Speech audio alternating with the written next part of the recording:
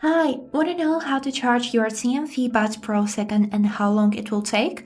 So, as a first step, we need to make sure that both of the earbuds are located inside the case. And if yes, we can close it and move on to the next step. So, as a next step, we would need to take any Type-C cable. As you can see, I got the non-original one, but it doesn't matter.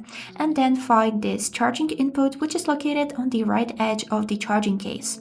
We would need to plug in the charging cable, and this is it. If you can see that this indicator has light up by any color, that means that your earbuds are charging.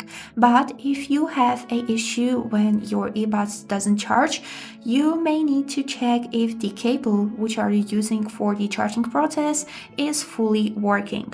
So now let's move on to the question how long it will take to charge the charging case and also the earbuds.